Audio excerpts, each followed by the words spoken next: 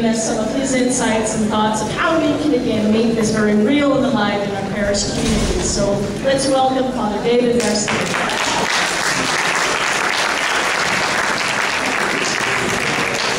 So anyway, I don't know how many of you are like me, but every time we enter the presidential sweepstakes season, which lasts about 2 years, I always go into a deep depression. Because, you know, it's going to be all politics and posturing and outrageous claims and this and that. So anyway, this is the story I shared last night at dinner.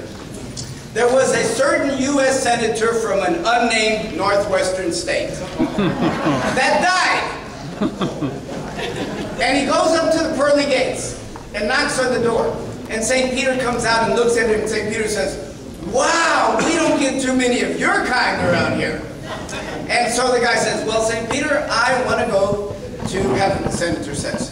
And St. Peter says, "Well, now let me just tell you, we have a particular system here for somebody like you, and you just have to follow it." "What do you mean a system?" the senator said. I just want to go to heaven." Peter says, "Sorry, you got to follow the system." "Okay, what is it that I got to do?" He says, "Well, you got to spend 24 hours in hell, and then 24 hours in heaven, and you choose." Well, the senator said, "That's easy, I want heaven." No. You gotta go through the system. You gotta do what we're asking you to do." "Okay, what do I do?"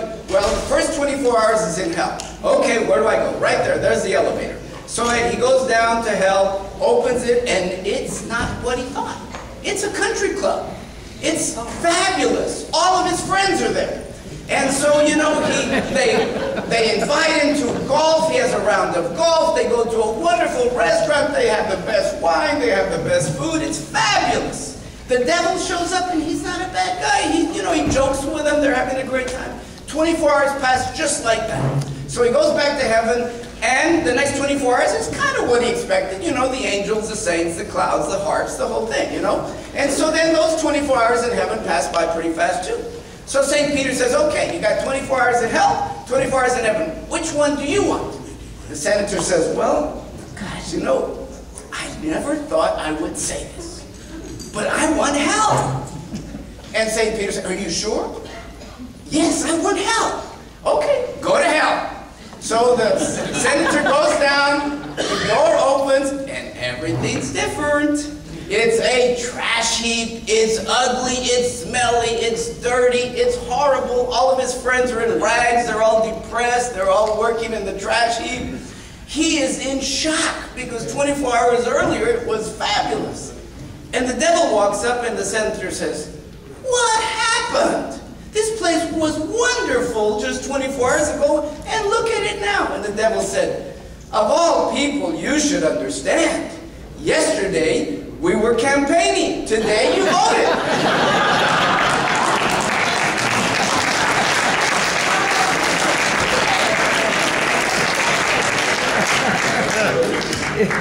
Okay, so last pound of coffee. Who is from the newest church of the diocese? Newest by foundation. The youngest church of the diocese. Do you even know you're the youngest church of the diocese?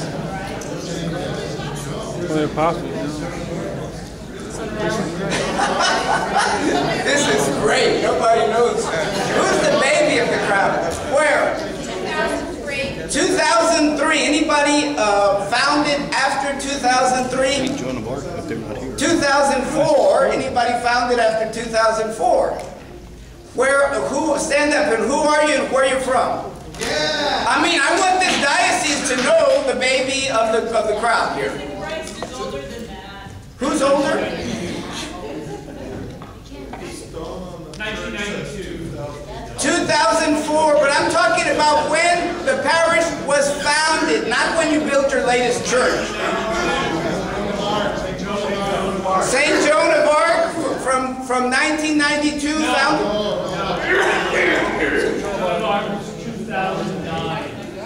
St. Joan of Arc was founded in 2009. Let's get your act together, folks. Okay.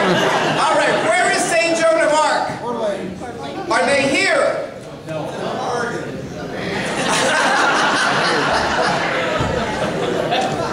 Okay. Next convocation is about understanding the diocese, learning who is a parishioner, learning what is the boundaries of this diocese. Okay. Some unnamed state would then, okay, you must be present to win. Who's the next youngest? Holy Spirit was founded in 2003. And she can assure you all of that. Holy Spirit where? Pocatello. Okay, and how far is Pocatello from here? What about Lewiston? Lewiston. We don't have a lot of time, folks. Okay, I'll say founded in 2008? Founded as a parish in 2008. Okay, I think they take it. You need the cup of coffee here, Father? Whew, that was too much. Okay, This is the church. What did you expect? Marcy gets one because she's put up with all of you all. Okay. Okay, I got two more. Anybody celebrating either ordination or wedding anniversary today? Today! Anniversary! Hey! How many? All right. How many years? 11 years. How many years? 5 years. How many years? 11. How many years? Whoa! Okay. Oh my God, do I have another one? Wait a minute, I got one more. Okay, here it goes. Whoa! Did you see the YouTube the other day where the guy was in the ballpark and he had his little baby girl and the ball was coming, he drops the girl and catches the ball. Child abuse.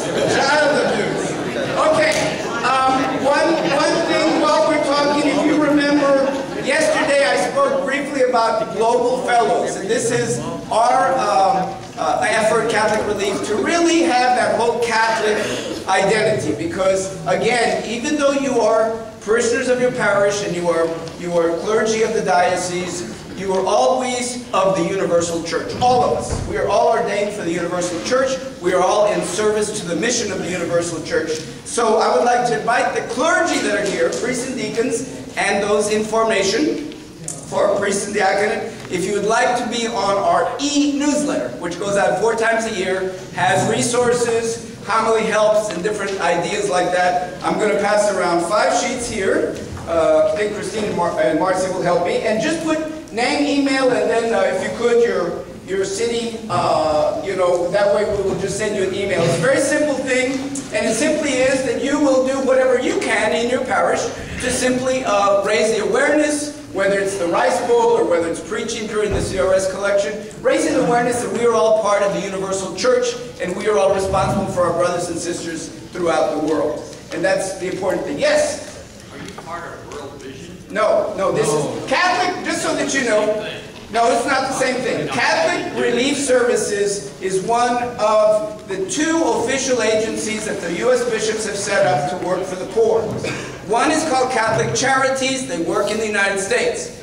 Catholic Relief works in the rest of the world. We're in 100 countries of the world working with the poorest of the poor, wherever they are. And that's why Father Cyrus and I are doing this. I do it as part of my ministry, meaning I am employed by CRS. Father Cyrus does it as a volunteer global fellow. He's willing to go all around the country to preach about this. So if any of you all want to take vacation this year and you need a priest, there's a great preacher right there who can help you out. So I would like to ask him if he could right now take this. He's going to take one segment of this, and then I'm going to take the closing segment of this to help us kind of think through how do we make an application of acting justly in terms of your parish.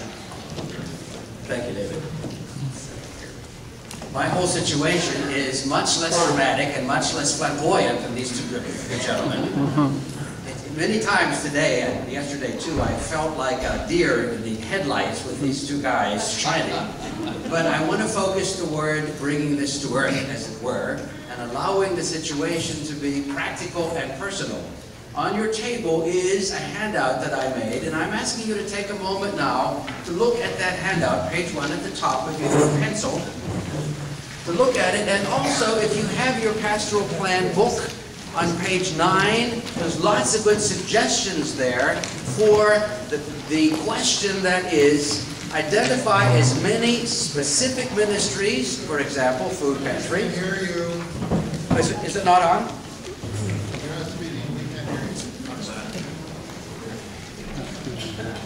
Can you hear us now? Yeah. And also, does anyone need a handout first? If someone still needs a handout, just raise your hand and we're passing some more out. Okay. This is bad? Okay. On the first page of the handout, identify as many specific ministries, for example, food pantry, as you can that would be present in a parish, not necessarily now, but could be, that is engaged in deep, wide, and effective social ministry. That's what I'll talk about. Deep, meaning personal and direct service. Wide, meaning in a faith dimension, not just Buddhism, but natural, spiritual natural. And effective, meaning that it works. We work with others. So take a moment to do that, and maybe look at page 9, and you'll see lots and lots of suggestions. Page 9 in your pastoral plan book. Lots of suggestions. And as I end, then I'll refer back to this, but just take a minute now to write down not necessarily what is in your parish already, but what could be specific social justice ministries.